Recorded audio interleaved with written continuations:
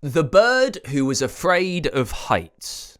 In a crooked tree, on the edge of the entirely unremarkable village of Thimblethwaite, a small, round bird named Crispin sat trembling on a branch no higher than a wheelie bin.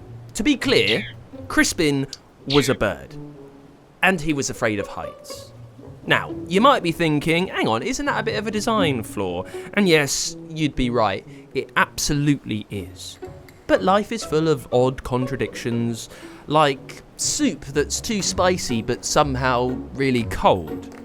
Crispin had been born to a long and prestigious line of sky dwellers. His great-grandmother once flew over 2 countries. His father taught air acrobatics to kestrels. His cousins were stunt pigeons who did dives off radio towers for YouTube fame. And then there was Crispin. Crispin who got dizzy standing on a thick root. Crispin who once fainted while looking at a kite. Crispin who lived in the bottom nest. Technically, it wasn't even in the tree, it was under it. He built it for himself out of moss, a button and a single sock. One morning, there was a loud knock, which shook his sock door. It was Belinda, a pigeon with muscles in places pigeons weren't even supposed to have. She wore a tiny leather helmet and always had at least one bandage somewhere dramatic. "Crispin!" she shouted. "It's migration day!" Crispin gulped. "Already?" Belinda checked her tiny flight watch. "We have to leave in 10 minutes! Bring snacks!" And with that, she lurched skyward in a gust of feathers, leaving Crispin alone, surrounded by snacks he definitely wasn't going to eat at that altitude. He peered up at the sky. The other birds were already forming into a V, and then a W, and then briefly an ampersand, before settling back into a V. They were soaring, whooping, and performing barrel rolls like show-offs at a feathered fireworks display. Crispin's feet felt like they were glued to moss. Now, it's important to know, Crispin wasn't lazy. He wasn't weak. He wasn't even particularly uncoordinated. He just had a very specific terror of falling, spinning, and plummeting dramatically while squawking like a kazoo. But as he sat in his under-tree nest, nibbling on a nervous nut, he heard a rustling behind him.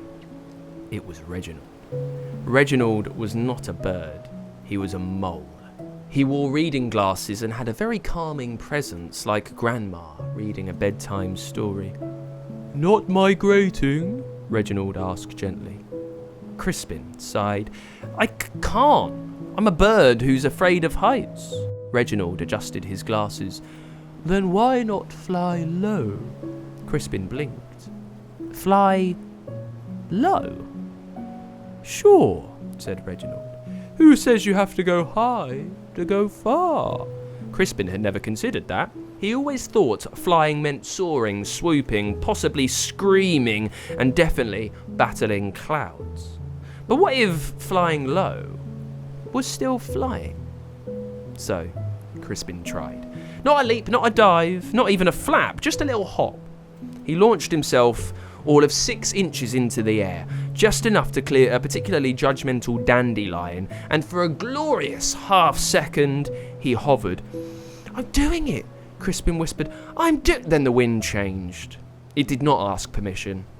It simply swooshed like a rude sneeze from the sky. Crispin's wings, unaccustomed to physics at this speed, flailed wildly. He pinged left, bounced off a passing bee with a startled "Sorry!" and then plummeted beak first into Reginald's compost bin. Half a banana peel clung to his head like a failed helmet. "Right," Crispin muttered, emerging from a lettuce avalanche. That was test flight 1. He waddled back out, shook off a rogue cucumber slice and tried again, this time with feeling and direction, possibly. He flapped, hopped, boosted, he skimmed a hedge, soared over a worm playing the kazoo, don't ask, and accidentally startled a flock of ducks into panicked formation. They scattered like airborne potatoes, honking accusations, and then catastrophe. Ahead of him, fast approaching, was Mrs. Tiddlethorpe's garden of personal space. A sacred patch of land lined with sharp wind chimes and a handwritten sign that read, "No birds, not even polite ones."